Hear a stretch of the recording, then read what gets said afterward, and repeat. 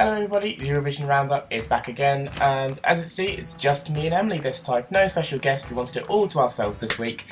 And we're going to start with the biggest news, which has come out, a day before we were recording this. The 13th of October, Romania are 100% back in Eurovision and will be in Ukraine for Eurovision. The EBU and TVR have agreed something about their debt, and they've allowed them to participate. Emily, as you can see, I'm very excited. How are you feeling about Romania back in the competition? I'm so happy. I'm so happy they're back. They totally shouldn't have gone. They shouldn't have had to withdraw earlier on this year. And it is a shame about Ovidiu Anton, because he had already mentioned that he just didn't want to come back or want anything to do with it. Because I guess it must have been just heartbreaking for him at the time. But maybe he might have changed his mind. Hopefully he will come back, because he definitely should. As for Romania as a country, I'm just super happy that they're back, because they do so well. I'm very happy about this, and I'm very glad that they haven't let money be the problem. They have tried their best to return, and they've done it, so well done, Romania. Yeah, so I'm absolutely over the moon. Like we've said countless times already, we were very, very upset, sad, and just shocked about how Romania's ejection from Eurovision 2016 was. I felt this was going to take a few years. I thought, maybe Eurovision 2018 or 19, but the fact they're back straight away and it's 100% certain, and the EBU and TVR have both said they are going to be in Kiev. That's just amazing news. I haven't said how they're going to pick their song, but I'm sure the EBU have probably come to some sort of agreement how they're going to do it or help them. I don't know, but it's just absolutely amazing, and their agreement has lasted for Eurovision 2017 and the two next footballing World Cups, as the EBU has control over them as well.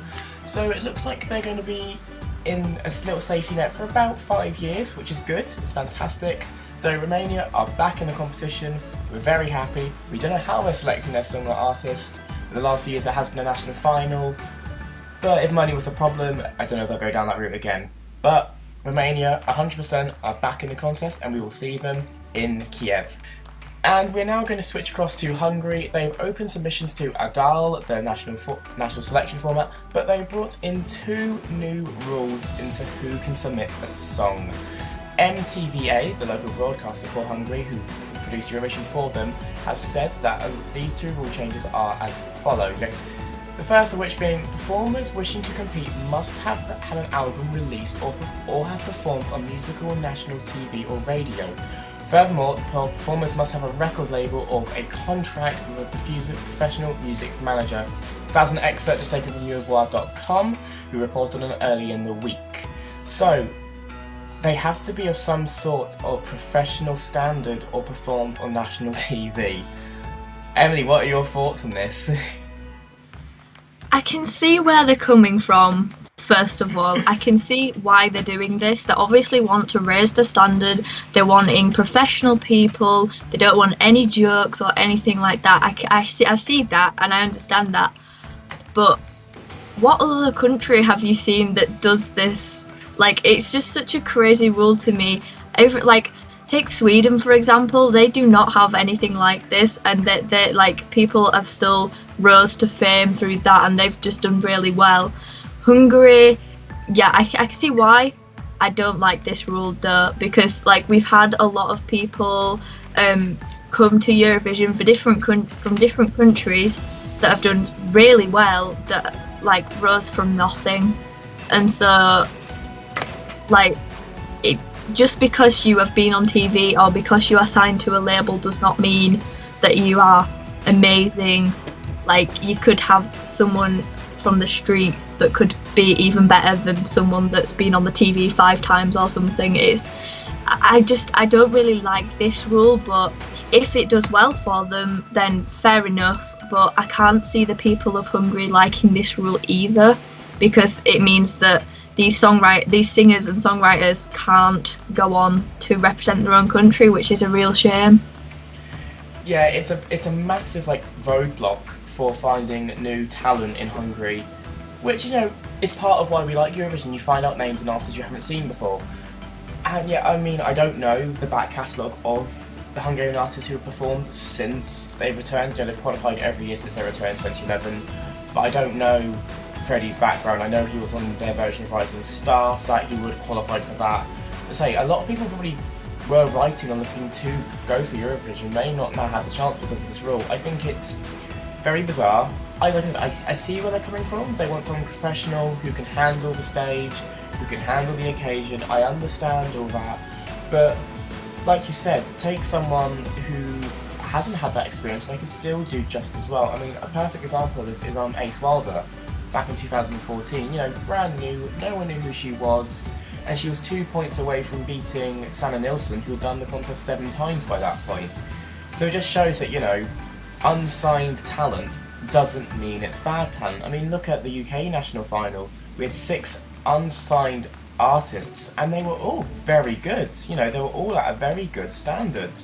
So I get what Hungary are going for. I personally just don't like it because I think it cuts off a lot of opportunities for a lot of people. But it could work in their favour. Like I said, we could have a very strong A Dal this year. We could have like another Melody Festivalen or something. I don't know, but we've just got to wait and see what they do. But at the minute, I am not so happy about this. You know, I like finding the new talent, the young talent. You know, like what Germany are doing. I like the fact they're finding young new names and faces. But we're just going to have to wait and see.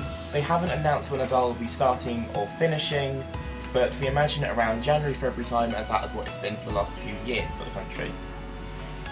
In a few other tidbits of news, Albania, they are bringing in a public vote to Festivali Kingas. It is the first time the public will ever have any sort of say in FIK and therefore who selects their entry for Eurovision. So, a bit of a shift from the old-fashioned, as it's been branded, FIK. Emily, what are you thinking about this? Yeah, I think it's a step in the right direction for Albania. I think they haven't done as well recently, and because they've been using FIK for so long and they've not changed anything whatsoever, like they still use the orchestra, they had the jury votes and stuff like that, I think it was definitely time for a change, and bringing in like public voters, and also I think there was press voters as well. I think we will see a good change. Whether it'll be amazing, fantastic, I'm not sure, we'll have to wait and see, but yeah, I think it's definitely a good thing that they've done this. Yeah, I agree. You know, it does need a modern revamp. I think the orchestra should go next. I mean, I understand FIK, it was here before Eurovision, and I understand the concept of the competition, but I just think it needs, if they're going to carry on using this for Eurovision, they either need to update it or use a different selection format.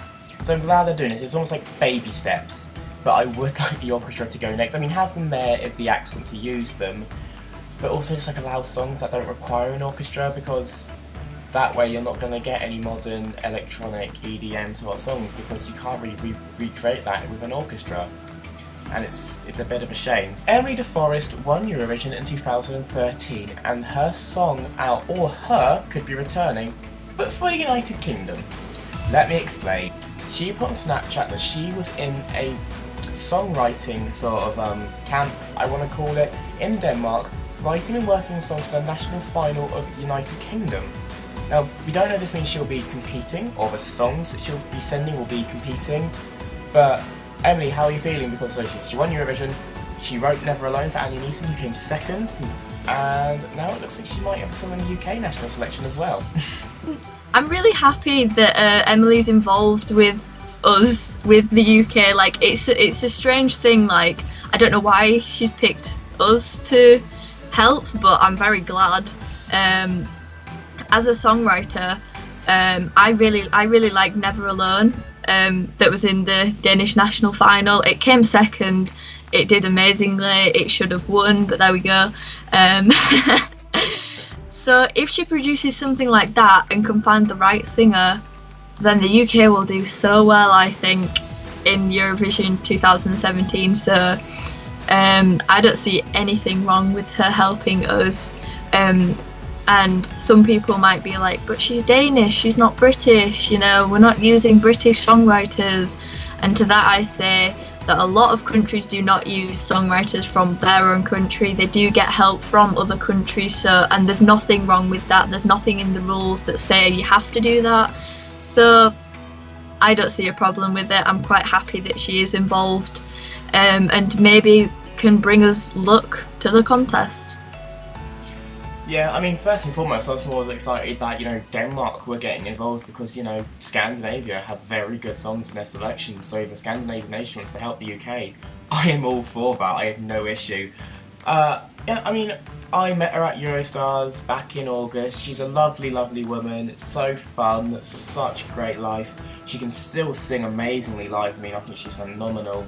And she did say she was working between Copenhagen and London and all this, so that might be why it piqued her interest, because she likes the United Kingdom as her second home now. I mean, yeah, if she wants to send a song with her name on it as a writer, go for it. Because like I said, Never Alone, it was intended for her, but she then gave it to Annie Neeson because it didn't fit in what she wants to do with her music. And yeah, I mean, that was brilliant. People are saying that should have won Eurovision, let alone Dance Melody Grand Prix, so if we get a song of that quality, the UK might finally get back on the left-hand side of the scoreboard. And yeah, I have no issue with it. Like you said, people get in other nations to help them write them songs all the time. I mean, Malta was a Swedish song this year, Azerbaijan, it was the Melody Festival in Reject. So I have no issue with whatsoever with Denmark or any Danish person getting involved with helping us with Eurovision. Well, that is all we've got for this time on the Eurotrip Roundup. Make sure you like, comment and favourite and everything and all that fun stuff, and we'll be back for the next